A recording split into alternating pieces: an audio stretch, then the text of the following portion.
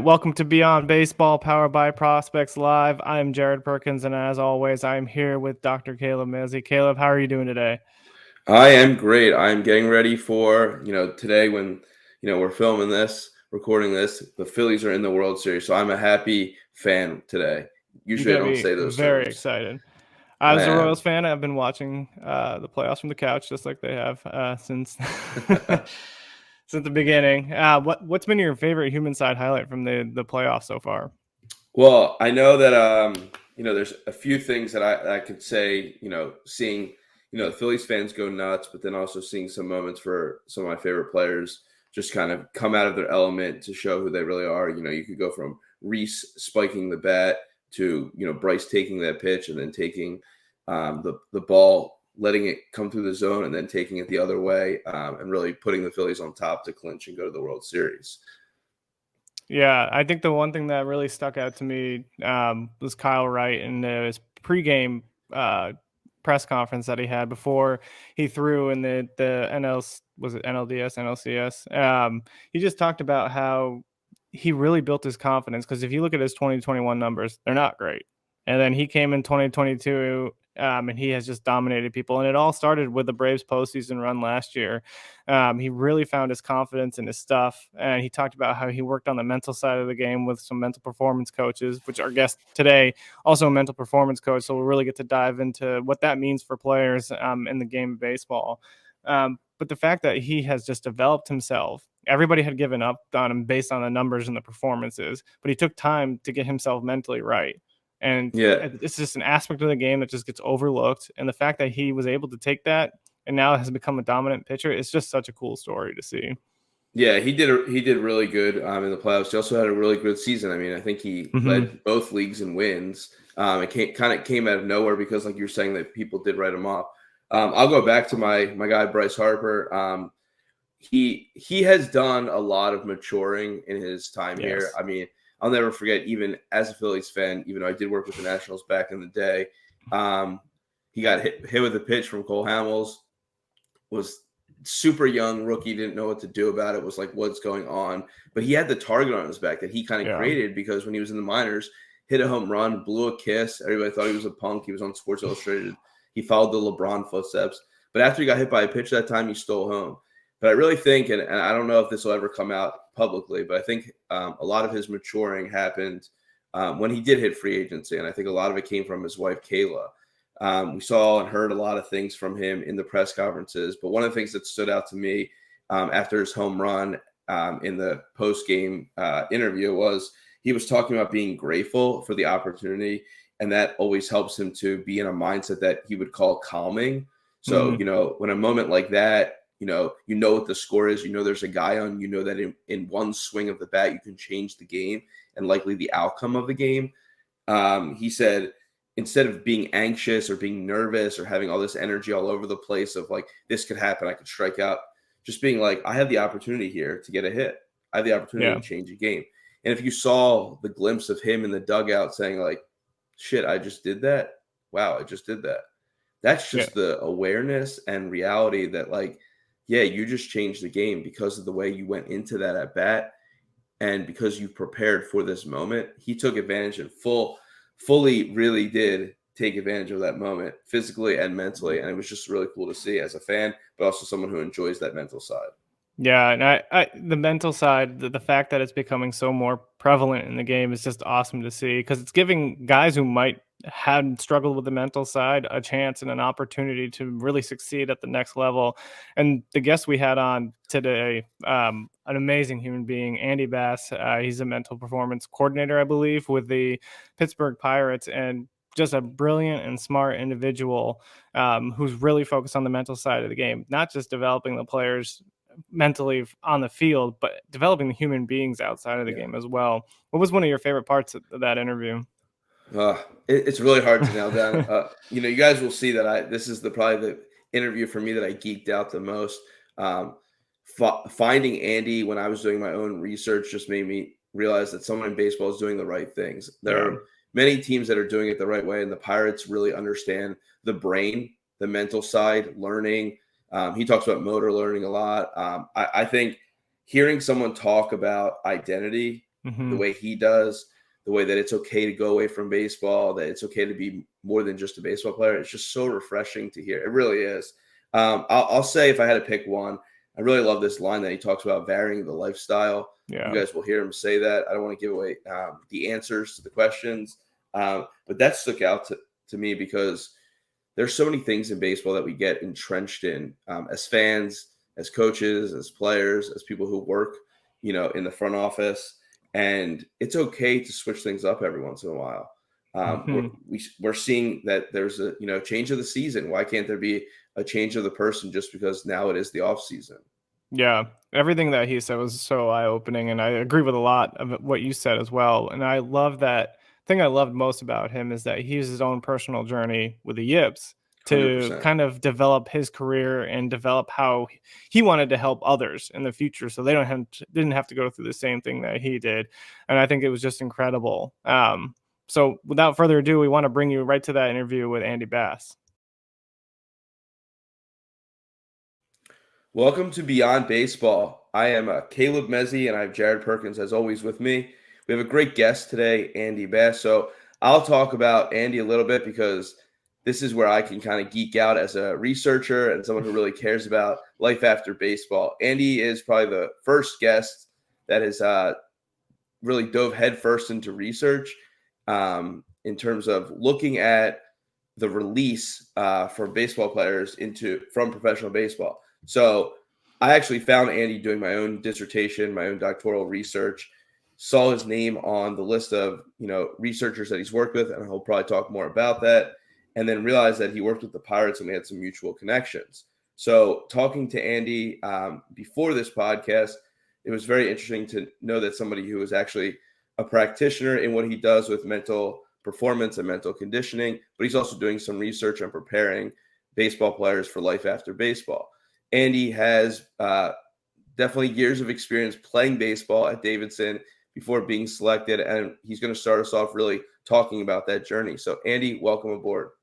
Thank you all both so much for having me. I'm very excited to be here. I will give my bio in a nutshell so we can get to the meat and potatoes of this. Like you said, I went to Davidson College. I was fortunate enough to get drafted in 2011 by the Tampa Bay Rays, and this is a four-letter word, literally and figuratively in baseball, but I got the yips my first outing in pro ball. I threw 15 balls in a row. Never really recovered that season. Had a few decent outings, but nothing spectacular. The Rays rightly released me at the end of that season. I kind of wish I'd gotten to spring training with them just to see if I could right the ship, but it wasn't to be. Really, at that point, I knew I wasn't going to make it to the big leagues. I saw the writing on the wall. I saw how good people were. The thing is, I just didn't want to let this mental block beat me. And so that offseason, 2011 going into 2012, obviously worked on my pitching style, but more just mentality. I knew about sports psychology. I started reading more books about it.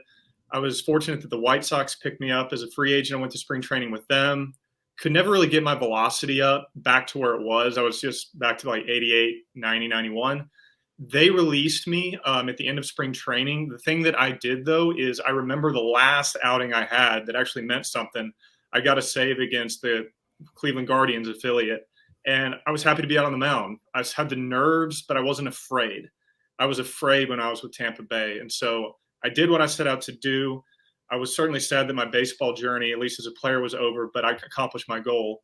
And the yips and what I went through was kind of the straw that broke the camel's back. My mom was actually really instrumental in helping me find the program at the University of Tennessee, Knoxville in sports psych and motor behavior, enrolled to get my master's degree, liked research, liked teaching. At the time back then, all you heard was being a full-time mental performance consultant or sports psychologist just wasn't a thing. You had to go and be a professor, maybe do it part-time. I enjoyed academia. I was fortunate to be admitted to get my PhD at UT, working under Dr. Jeffrey Fairbrother, who does a lot with motor learning. And the way that I describe it, my master's was about 70% sports psychology, 30% motor learning. And my PhD was about 70 motor learning, 30 sports psych. And so it was really fun. I had a really great experience of doing a lot of motor learning research. And then, Caleb, what you mentioned, the research regarding athletic identity and athletic transition being involuntarily released from a professional sport. The Pirates hired me full-time in 2018, which was fantastic. Never thought I'd have the opportunity to do that.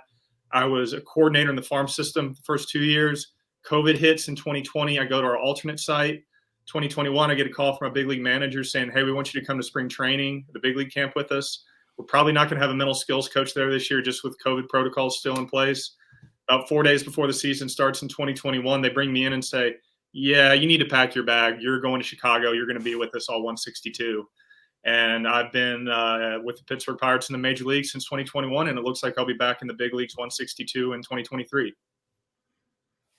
Awesome. So you talk about athletic identity. You talked about the yips. You talked about your own transitions that you've gone through from college, the Rays, to finding what you wanted to do. And it's very clear that you've gave this answer before because it was well rehearsed. And I want you to kind of elaborate more on what the yips are, maybe to the general audience that doesn't know, what it might be for a pitcher versus, what we've seen for a Chuck Knobloch, for example. And then how your frame of what sports psychology was before that, and then what it was after that. Yeah, great question. The yips is kind of an esoteric term. I think it started in golf, maybe, with golfers not being able to hit a knockdown putt. From a pitcher, the yips are not being able to throw a strike. You have no idea where the ball is going. That could look like, for anybody that watches old movies, it could look like Nuke LaLoosh from Bull Durham, where you're just throwing it over the backstop. Or it could look like what mine was, where I wasn't throwing it over the backstop. I wasn't drilling players in the head. I just could not find the strike zone. For catchers, it can be not being able to throw it back to the pitcher. Just that simple toss can get into their head. You mentioned Chuck Knobloch. It could be an infielder just not being able to throw it to first base. They're just spraying it into the stands, first 3 rows. So it's this kind of sudden inability to perform what's basically been an automated task for a person their entire life. And the yips can't be necessarily correlated to an injury or to like a new technique. It's pretty much entirely psychological. And because it's entirely psychological, that's the only way to fix it. I think, at least when I was going through this and how I've seen other people deal with it, and the coaches or whoever's involved have the best intentions, but they go to mechanics. They go to breaking down video. They go to trying to solve the movement through movement. If it's psychological, then it can't be entirely physical. I think that was the big thing for me was I just saw people trying to help my mechanics, and nobody wanted to talk about the elephant in the room, which was, hey, man, what's going through your head right now? Yeah. So I think that would be kind of my broad sense of the yips and what it is. And once again, I know that the yips is a term that people just like to say the Y word or the word. I do think it would help if we just started to call a spade and call it the elephant in the room. Because the more we try to deny something, denial isn't just a river in Egypt. The further we try to push it away, I think the stronger it grows. So just to go on that, what are you doing now in your role with the Pirates that is really going to speak to 2 things? One is that mental piece, which is obviously the role that you're in.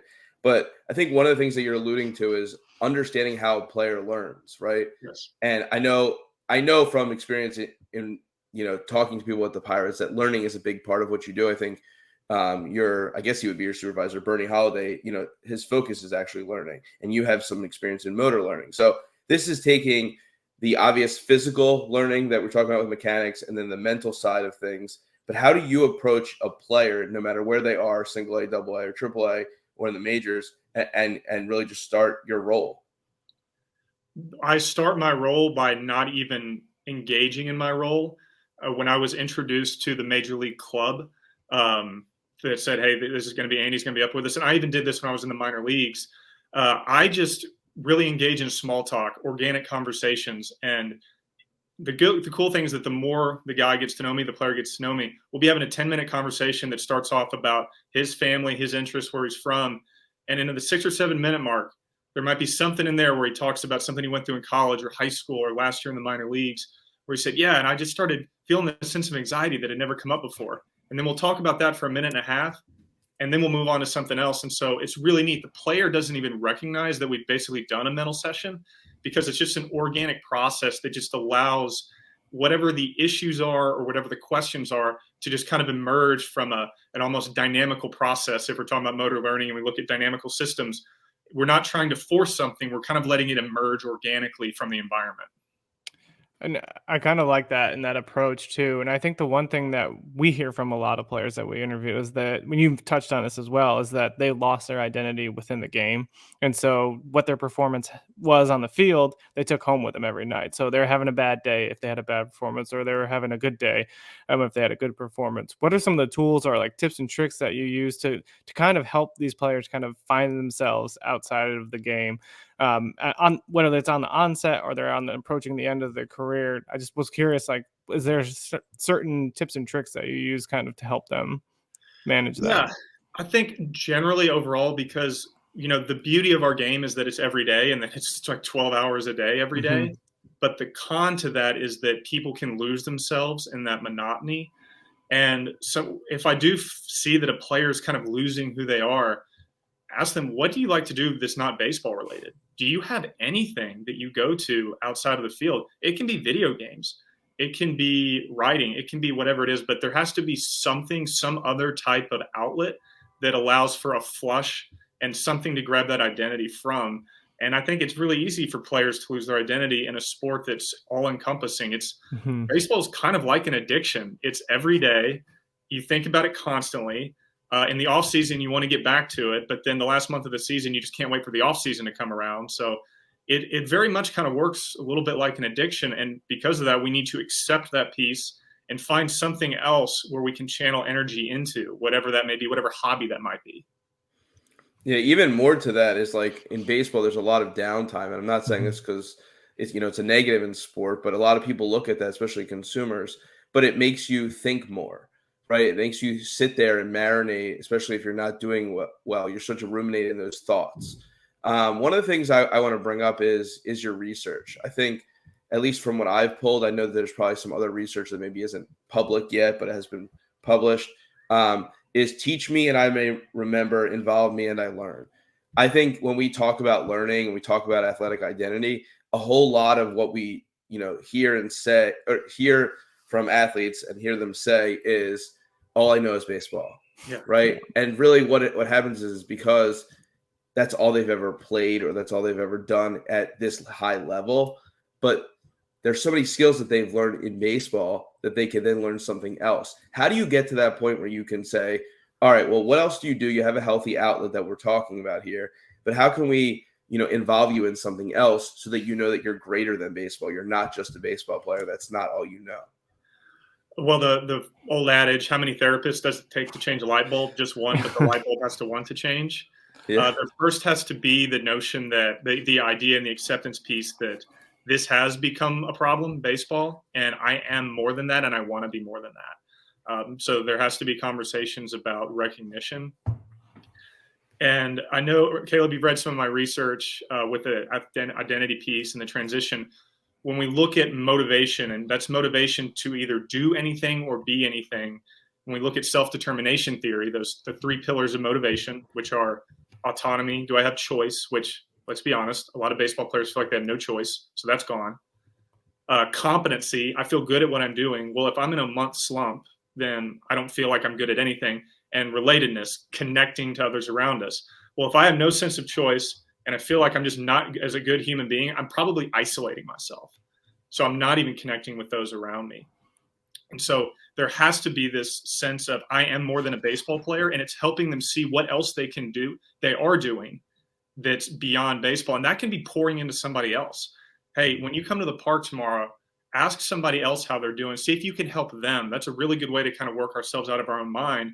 And now I've completed relatedness. I'm connecting with another player. I'm player A that's struggling with my identity. I've connected with them. Wow, I feel like a good teammate. So now my competency level is up, and it was my choice to do this. Yeah, maybe Andy suggested the idea, but I chose who to go to, and I chose how to help them. So I think that's one little microcosm of how we can bolster those three psychological needs to help the player off the field find who they are. Yeah, and I love that because it kind of goes back to gratitude too, in a sense, like practicing gratitude and remembering the things that you're grateful for around you and developing those relationships with people. One thing I want to touch on too is kind of perspective. Are there things you do to kind of help shape players' perspective? One thing that popped out to me was Joe Musgrove before Game 3. He kind of talked about shifting his perspective, and that's kind of how he got ready for Game 3. And so what's the role that perspective plays for players, and what are some tips and kind of tools that they can use in order to kind of shift their perspective going into a game? Yeah. So it would be recognizing what perspective do I have now and what Mm-hmm. perspective do I want, and why do I want to shift that perspective. An exercise that I think can help people I say a simple, but it's a basic mindfulness technique. It's just sit and notice where your thoughts are and where is my mind going right now? Is my mind going to the negativity that I may feel if I don't do well at this game? Is my mind going to the excitement of the game? Is my mind going to my family? Is my mind going somewhere completely else? And I think just that sense of sitting in the moment and noticing where our mind goes is a really good way to notice where our perspective is. And if that perspective isn't where we want it to be, we can accept that, and that's okay. But now we can start. So that's more of the mindfulness, acceptance, and commitment model of therapy. And then I know we're getting kind of theoretical here, but now we can engage more in a cognitive behavioral therapy perspective, which is about reframing our thoughts. Mm-hmm. So I think we can start with the non-judgmental base of where is my perspective? Okay, I don't really like where my mind is right now. I don't really like the perspective I'm taking on myself in the game. Okay, that's fine. I can accept that. Now, what do I need to do daily to start to try to reframe those thoughts? Yeah, and I love that. It kind of goes back to like the positive self-talk, and trying to get yourself into that mindset. Absolutely. Yeah. Affirmations and gratitude really go a lot further than we think. We really need to kind of talk about shifting perspective. We need to start talking to ourselves rather than listening to ourselves. Mm-hmm. Yeah. So one of the things I wanted to bring up, and this is kind of just, trending in that direction when you talk about acceptance, is this revolving door.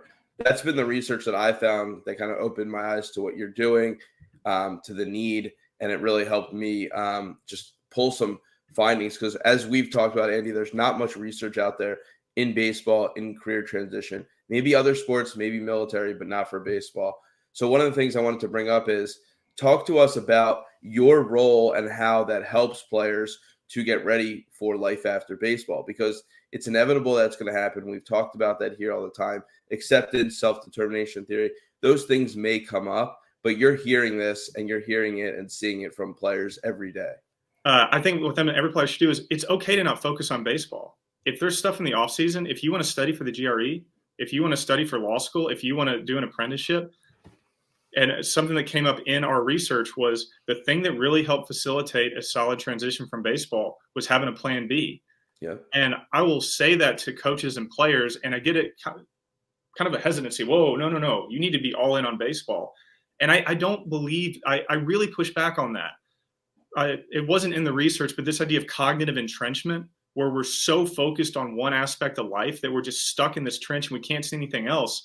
Well, if we want to be a healthy individual, and if we want to be good at baseball, we need to have stuff outside that brings us out of that trench. And I think talking to players about what they like to do, what was their major, and to get them to kind of accept that it's okay to not think about baseball.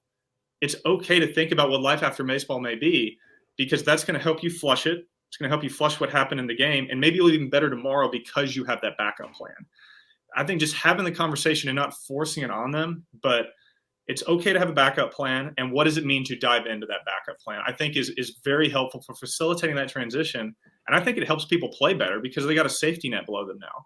Yeah, I think that's huge. Just like, because I've interviewed a couple of players, and like Troy Johnson from the Marlins, he says him and his wife, they do like a marketing, they got a business. So he does a lot of marketing in the off season, and helps his wife kind of sell the product that they're working on. And like you said, it's having that safety net and having something that you can go back to. That's huge. Cause like if you're like wrapped up in your performances and you have a bad performance, you're like, well, I have something that on the outset that I can look forward to. Or at the end of the day, I can go do X, Y, and Z because I enjoy it, even though I had a bad game. So I think that's huge to touch on there. Absolutely. Yeah, one of the things I want to add. One of the things I want to add to that is, I mean, think about where we are right now in the calendar, right? Mm-hmm. The first World Series game is tonight, but a lot of players are not playing. So what are they doing? Yes, they're eating, the right things. They're working out. They're going through the process that either the team has laid out to them or they've laid out for themselves or the trainer has laid out for them. But like, you just played a full season, right? Like, what should you be doing for the offseason? That was one of the things I was going to say is, do you think that there's anything that you could, give advice to these players of like what they could be doing right now, given your role and your experience in working with players? If you have the means, travel. or do a staycation. Unless you're just really into the postseason, which I know we all love baseball, but see if you cannot watch every single postseason game. Get away from baseball. Get away from sport. Continue to take care of yourself, but you don't have to be doing all the workouts that you did. Take a month to do nothing. Yeah. Just our minds need, variability. I know we've mentioned motor learning a couple times, but we know that we learn best through variation, differential learning, rather than repetition. And our minds work the same way. So get away from it. Vary the lifestyle. Do something vastly different from baseball. Yeah, we talked to Tyson Ross in the first episode, and he mentioned that he was getting so wrapped up in his performances that he had to find another outlet when he was on the road and he wasn't pitching. And he said he'd go to museums every day, and he developed a passion for museums, and he loved going to see the different art. So when they traveled from town to town, he took advantage of being in a different city and seeing their local museum. That's a really cool story. Yeah, variety is the spice of life. Yeah. Yeah. When you have that opportunity to kind of try different things too, you can use that off season to try something new. And if you don't try something, you're not going to know whether you love it or not. And so I think that's an opportunity for a lot of athletes when they hit their off season. It's like you have the opportunity to spend 3 months maybe trying something new, finding a new hobby, finding something that you could absolutely love and you just had no idea your entire life. Couldn't agree more. And the neat thing with learning new skills, be they motoric or cognitive, is that a lot of the research is suggesting that our brains don't stop developing at 25. If we do the same thing, they do. But if we're constantly challenging ourselves to learn a different skill or learn something new, we're creating electrical signals in our brains that are associated with neuroplasticity. We wouldn't want that. Yeah. And you think about it, a lot of these kids are coming up at 18 years old, 17 years old, and they're still trying to figure out how to be an adult, let alone try to play baseball. Right. I love it. I'm geeking out because neuroplasticity, the yet sensibility, myelin, all that kind of stuff is like my favorite stuff. And I think that if we can get people to continue learning, I love the phrase vary the lifestyle because it adds to your game. Like it's adding skills, it's adding a different perspective, as Jared talked about early. And then what that does is it brings you back to the next season, spring training, with this new sensation of like, this is how I can dominate. This is how I can take the skills I already have and launch myself into the next level that I want to become a better baseball player and person. Absolutely. There's no downside to variety. Mm-hmm. Yeah. Just so Jared, you don't like. Jared, you usually end with your last question, but we usually ask this to active or former players. I think for Andy's perspective of his research and everything he did, he could pretty much lend, a more academic or researcher answer. So if you want to ask it, I think this would be a great time to do so. Yeah, I guess one question we always ask the athletes as we hit to the last question is, what would be the one single piece of advice that you have in order to help future athletes find their identity outside of the game and find some of their passions away from baseball? It's okay to not care about baseball that much at times. It's okay to not care, and it's okay to hate it. And it's okay to feel like you're lost. I would say just understanding that it's natural to feel that way. And if somebody does want to work on finding themselves, it's hard, it's difficult, and challenging ourselves is uncomfortable. So if we're all into the mental game, we need to challenge ourselves to be uncomfortable, to want to take a hard look at ourselves and what is going on with my life with baseball right now that I don't like, and what do I need to do to change it. And sometimes that also involves bringing somebody else in. And I'm not saying that has to be a professional therapist or a mental skills coach, but we work better when we're able to talk through it. So if somebody is feeling lost, whether in high school, college, pro ball, talk to somebody, let somebody in. Isolating is the worst thing we can do. I love that. And I think that kind of hits on one thing that we've always talked about too. It's developing those relationships. You get yourself away from being in isolation. I mean, one thing that's going to stick with you post career, the relationships that you build while you're there. Yeah.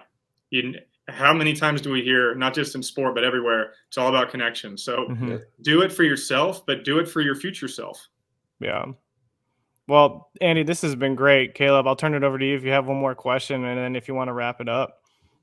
Yeah, I was gonna say, I mean, it's refreshing to hear from someone who, played collegiately, got drafted, kind of went through that stuff. And when I say that stuff, I mean the yips, the mental toll that it takes on you. And that was somebody who's giving it back and seeing it from a whole different light, but seeing that there's a need and that you're able to address it. But you're also addressing it in the practical sense and the research. I keep going back to that because I'm just in awe that you're able to do all those things.